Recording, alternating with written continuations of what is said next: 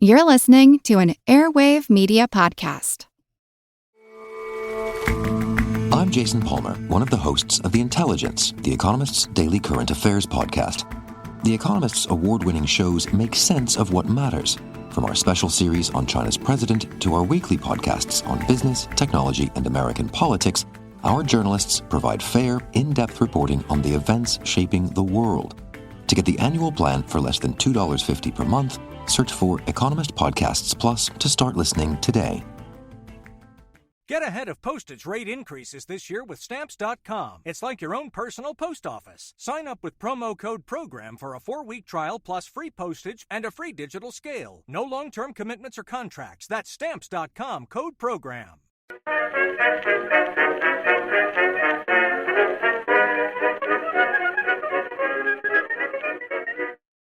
Hello everyone and welcome to History of the Second World War, Episode 91, The British Empire Part 6, The Approach of War. This week I would like to remind everyone that one of the best ways to support the show is by leaving a review on your podcast platform of choice. It's a great way to help more people find out about the podcast, and you would of course have my eternal gratitude.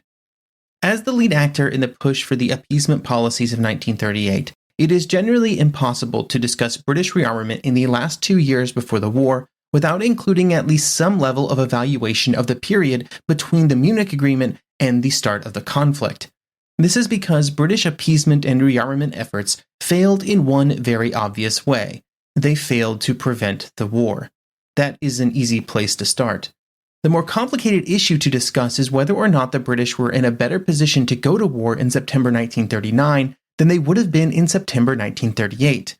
The analysis of this question forces us to start looking not just at British efforts, but how they related to German rearmament efforts in the year before the war. On the British side of the equation, the spending on rearmament would continue to escalate at an incredible pace.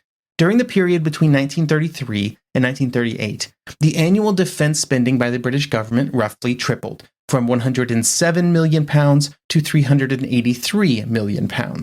But then during 1939, due to constantly expanding programs in the 9 months before the start of the war, the estimate jumped up to £730 million, doubling year over year. In the months before the start of the war, the government would be spending more than it had during much of the First World War. This put the entire country on as close to a war footing as possible without actually being at war.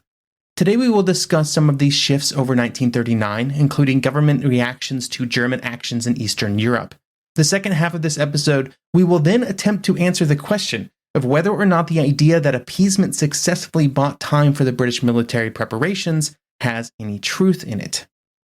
The period of time between when Chamberlain took over the office of Prime Minister and when Germany invaded what was left of Czechoslovakia in March 1939 was a period of constant discussion and compromise about British rearmament efforts and British foreign policy. Chamberlain had from the very beginning taken a keen interest and wanted to retain firm control of British foreign policy. There would be disagreements between Chamberlain and Anthony Eden, the Foreign Secretary, until he resigned in February 1938. The core disagreement that caused this resignation was the position that the British government should take towards Mussolini and his expansionist efforts in Africa. But this was just one of several different areas in which Chamberlain would seek to influence foreign policy, influence that culminated in the Munich Agreement. Throughout all of these moves, Chamberlain was attempting to maintain peace through the application of British political influence, but at the same time, there was growing support and increasing demand for the British government to add to that political influence by increasing the spending on the British military. The British military would frequently, during the mid-1930s, try to square the resources they had available with the growing commitments of those resources as other nations began large rearmament programs. This would prompt the military to ask for greater and greater budgets to try and match some of that foreign expansion. During 1937 and 1938, while the purse strings were loosened considerably, there were still tight restrictions placed on spending. The civilian leaders would also try to influence how this money was spent, and would funnel money one way or another based on the general feelings of where it would be best spent. The best example of this in practice was the INSKIP report, which we discussed at the end of the last episode. But even the INSKIP report would advocate for much larger rearmament budgets, with the goal of trying to make it clear to all possible enemies that Britain would not just stand by and would not be caught unprepared. During 1939, the rapid deterioration of relations in Europe would force whatever constraints that had been placed on spending to slowly be removed. Chamberlain and other British leaders never gave up trying to maintain peace, but with diplomatic resolution appearing to be more and more remote of a possibility, the only recourse was to gain continued peace through military might. This could come in one of two ways: the sheer weight of British military power being able to daunt any foes, or through the application of the concepts of collective security. Collective security had been a feature of British foreign policies since at least the end of the First World War, and during 1939, the ties that Britain would have to collective security arrangements would just be solidified, especially after the events of March 1939. Of all of the events that led from peace to war in 1939, few would be more impactful than the decision of Germany to occupy what was left of Czechoslovakia in March 1939. The final invasion of Bohemia and Moravia came at the end of a lengthy series of events in which Germany had robbed the Czechoslovak government of what autonomy it had retained after the Munich settlement. In Prague, the government, under the threat of invasion, had been forced to leave the League of Nations, drastically reduce its military, allow Slovakian nationalists to declare independence, and cede territory over to Hungary. Finally, the president had been taken to Berlin and forced to agree to Germany making the remaining Czech territories a German protectorate. This gave the German military the official sanction to move in and occupy. Germany would gain not just additional territory, but also the valuable resources that came with it, both natural resources that could be used for rearmament and industrial resources, which had made Czechoslovakia an important source of industrial products before 1938. For the Czechs, it was a sad end to a long saga of German aggression. For the British, it was a disappointing result for all the efforts that had been made over the previous year, which had resulted in the Munich Agreement, which had contained so many German guarantees that this exact sequence of events would not occur. On March 15th, in a speech before the House of Commons, Chamberlain would say, quote, "Hitherto the German government, in extending the area of their military control, have defended their action by the contention that they've only incorporating into the Reich neighboring masses of people of German race. Now, for the first time, they are effecting a military occupation of territory inhabited by people with whom they have no racial connection. These events cannot fail to be a cause of disturbance to the international situation. They are bound to administer a shock to confidence, all the more regrettable because confidence was beginning to revive and to offer a prospect of concrete measures which would be of general benefit." End quote. But also, Chamberlain would go on to reiterate his desire for peace. Quote, "Let us remember that the desire of all the peoples of the world still remains concentrated on the hopes of peace and a return to the atmosphere of understanding and goodwill which has so often been disturbed. The aim of the government is now, as it has always been, to promote that desire and to substitute the method of discussion for the method of force in the settlement of differences. Though we may have to suffer checks and disappointments from time to time, the object that we have in mind is too great significance to the happiness of mankind for us lightly to give it up and set it to one side." End quote. While peace was still to be sought, what was clear was that firmer measures would have to be taken so that it was gained, which is where Germany's likely next target, Poland, came into play. In the second half of March 1939, a few different things happened that would result in Britain's guarantee of Polish borders. The first was simply the German invasion of Czechoslovakia. The second was the growing belief among British political leaders that the public was more firmly in support of a stronger stance against Germany. And the third was a shift in the overall outlook of the British military. In previous years, the evaluations done by British military leaders made for grim reading when it came to their ability to fight and win a war against Germany. But this had changed, and by the spring of 1939, they were far more optimistic. They also felt that trends were going in the correct direction. While these changes allowed the government to contemplate the Polish guarantee, the reason that the guarantee was given was due to how Germany had reacted to previous international agreements. The verbal agreements of the early meetings between Hitler and Chamberlain had fallen apart. The very clear written agreements of the Munich Conference had been discarded. All that was left was to ensure that Germany knew that the next time something happened, force would be met with force. It is well documented that Chamberlain and others within the British government did not really care that much about the problem of Danzig or the Polish corridor. Much like the Sudetenland, it was just an area of Eastern Europe that just happened to be a different nation while also having large numbers of ethnic German citizens. The corridor had been created after the First World War primarily as a way of providing the new Polish nation with access to the Baltic Sea. The guarantee of Poland's borders that was given in March 1939 did not mean that further Munich-like conferences and the transfer of territory between nations were completely ruled out. Further agreements could have been reached. The guarantee was simply to make it clear that Germany could not decide to make changes on its own like it had with its invasion of Czechoslovakia. Or, as Ambassador Henderson would say in Berlin, it tried to prevent Germany from making, quote, brute force the sole arbiter in international affairs. The goal was to convince Hitler that attacking Poland would absolutely, without a doubt, result in war between Britain, France, and Germany. This message was not really received the same way in Berlin, where Hitler believed that at the 11th hour he could still force the British and French to back down from their commitments to Poland, just as the French had done to Czechoslovakia in 1938. This would end up being one of Hitler's great miscalculations, after his, frankly, great run of gambles during 1938 and then the first 6 or 7 months of 1939. While the government was getting ready to make a guarantee of Polish borders, the British military was attempting to make itself ready to enforce those guarantees. Of course, part of that preparation was around just spending money on military equipment and rearmament activities, and the other piece was preparations around manpower. The first major change around the simple matter of how many men were in the British Army would come on March 29, 1939, when the Territorial Army was doubled in size. This expansion was seen as an easy way to both show domestically that the government was taking the situation seriously, while also proving to continental allies that the British Army would increase its ability to go into action on the continent. The one group of people who were not quite as thrilled with this expansion was, believe it or not, the Army General Staff. The Army leadership felt that the sudden large increase in the size of the territorials would simply dilute the resources that they had, making funding for critical rearmament activities like equipment updates and modernizations even more problematic. Budgets for the territorial units were already felt to be too small, and suddenly there was going to be twice as many of them. These funding problems became even worse during April with another important decision. During the First World War, the introduction of conscription in Britain had been a hotly debated topic. British society was proud of the fact that it had not used conscription during previous wars, and instead it had been able to rely on a tradition of volunteerism. But when met with the greatly increased demands of the First World War, the limitations of that volunteer spirit was certainly found, and conscription had to be introduced.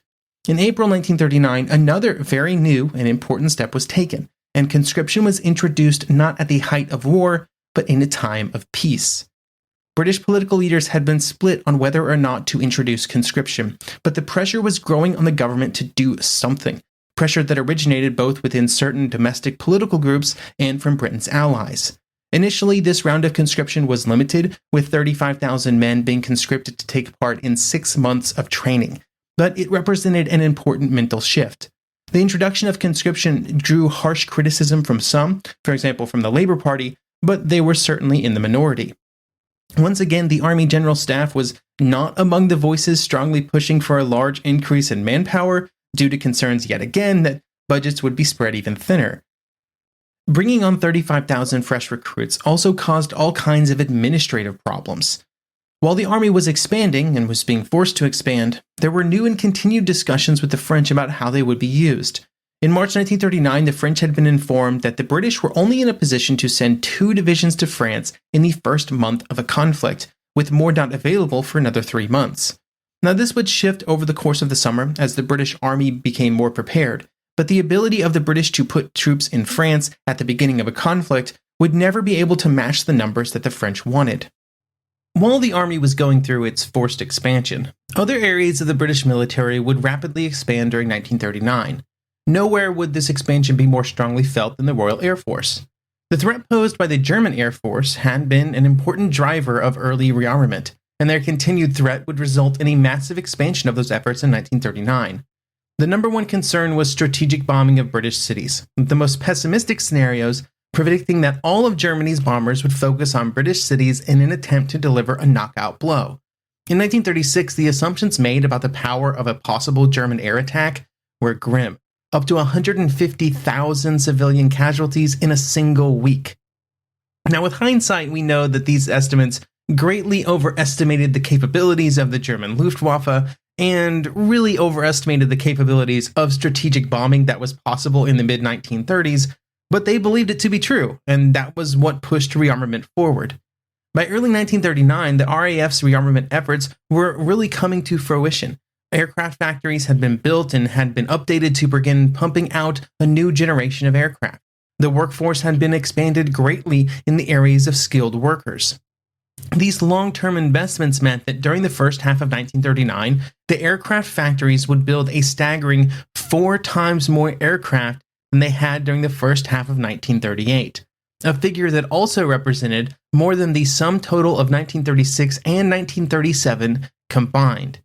There had also been a concerted effort to grow the number of airfields that the RAF could use, with the number tripling from 1934 to 1939.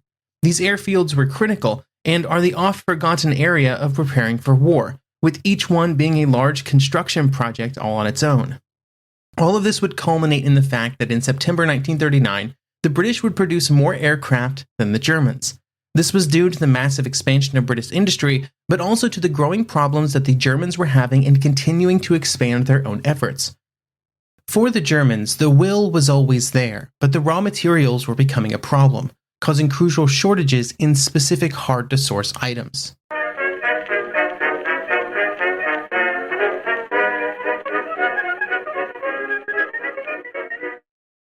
Some of us love history. Others used to or never did because history was presented as nothing but the rote memorization of names, dates, and facts.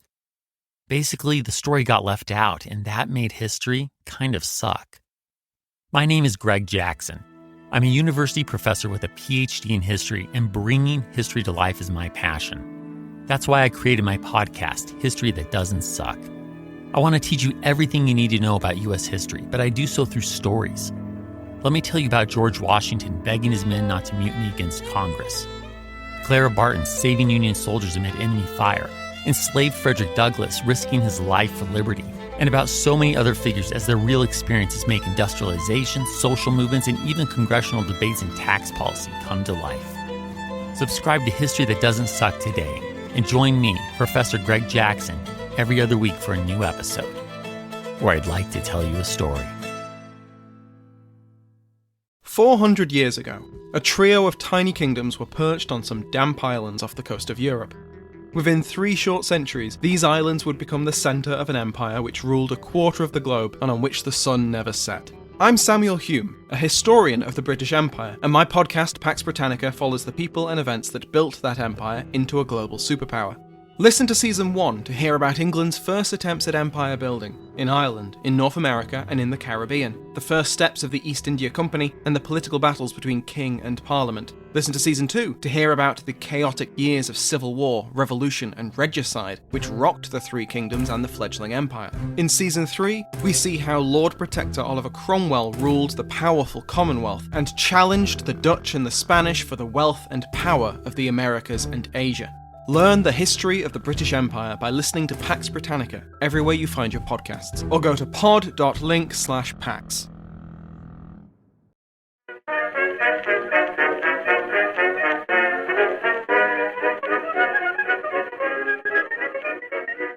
So that brings us to the question of how we view British rearmament efforts before the war and how appeasement affected those efforts, particularly the delay in the start of the war that was maybe made possible by the Munich Agreement.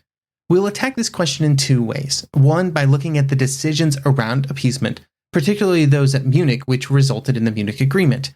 And 2, by looking at British military preparations and how they used the time available.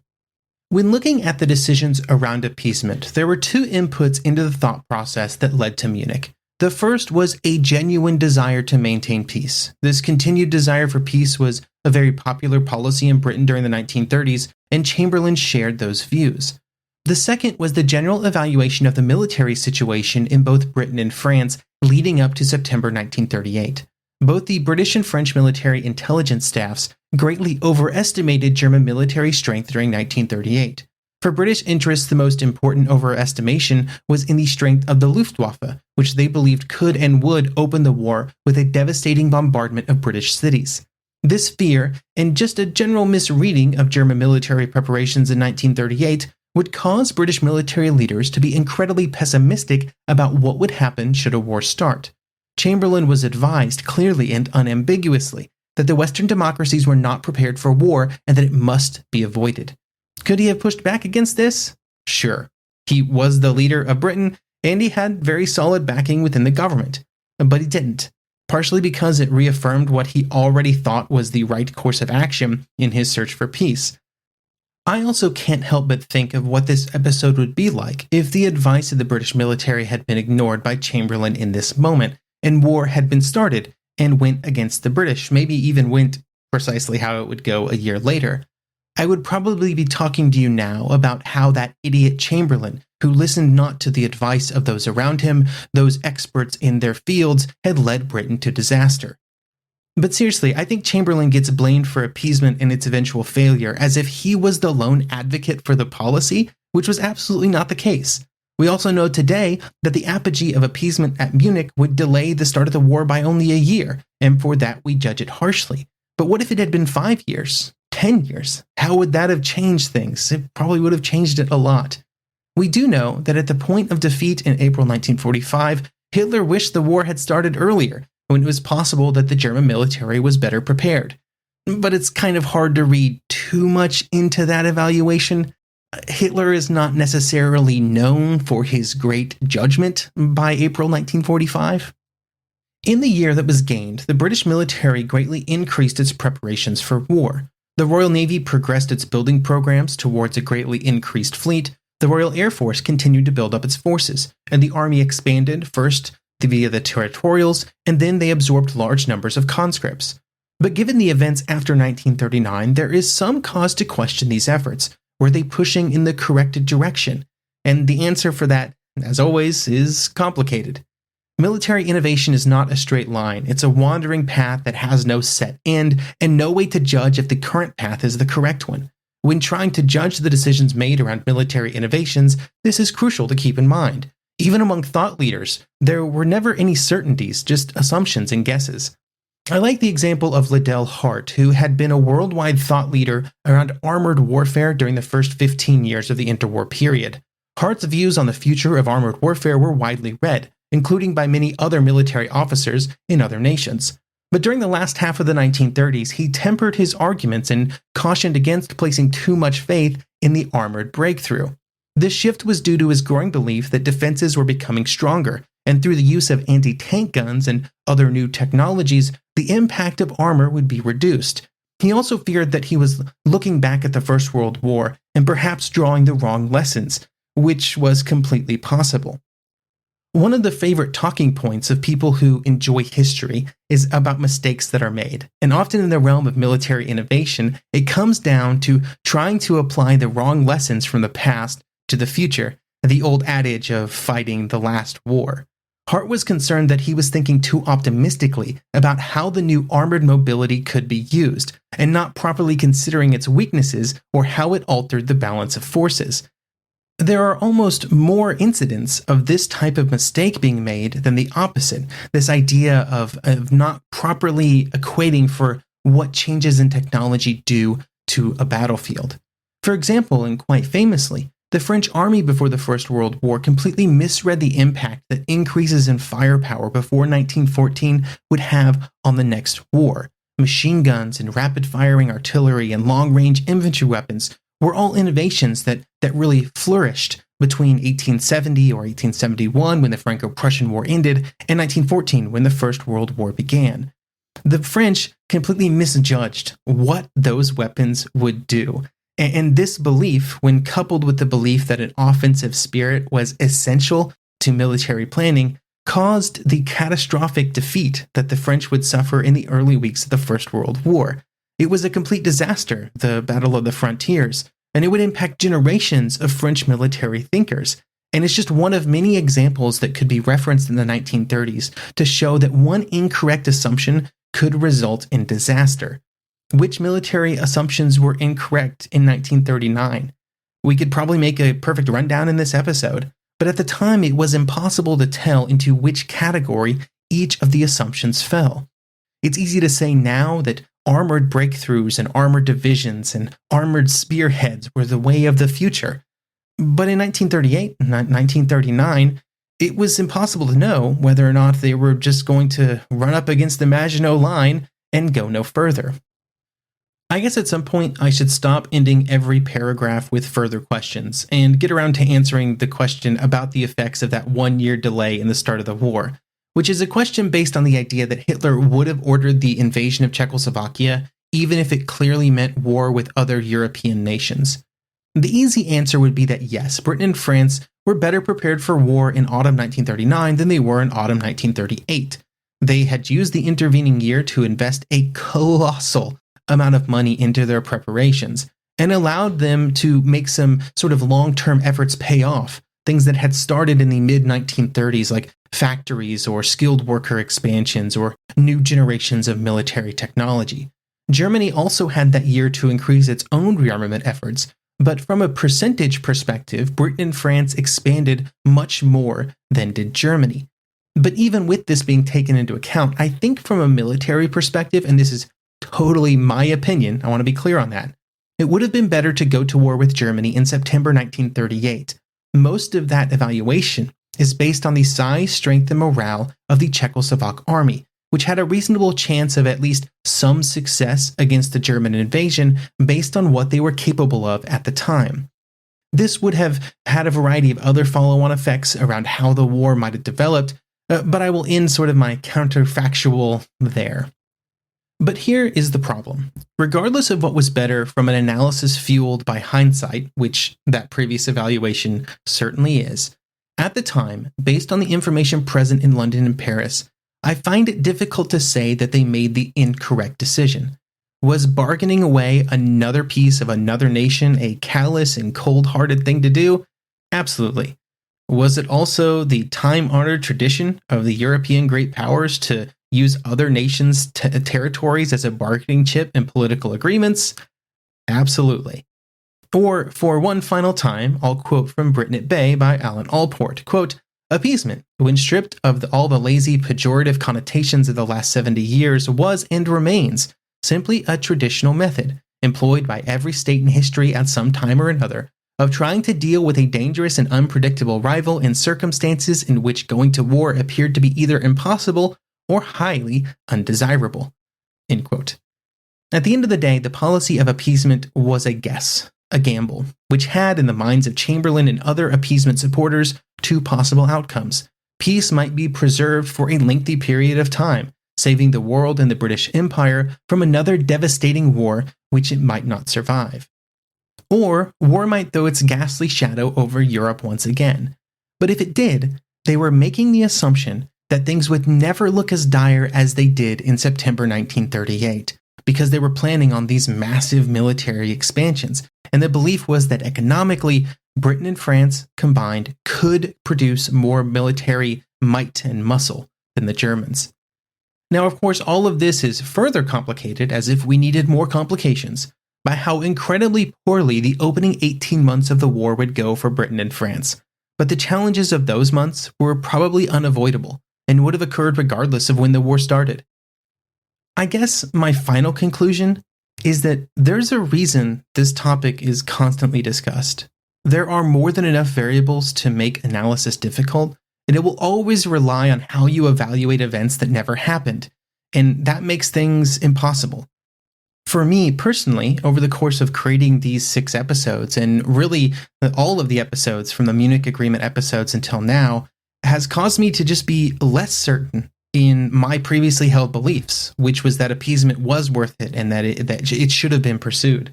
I think now at the end of these episodes, I feel like I need to reconsider that, but I don't know what the correct answer is.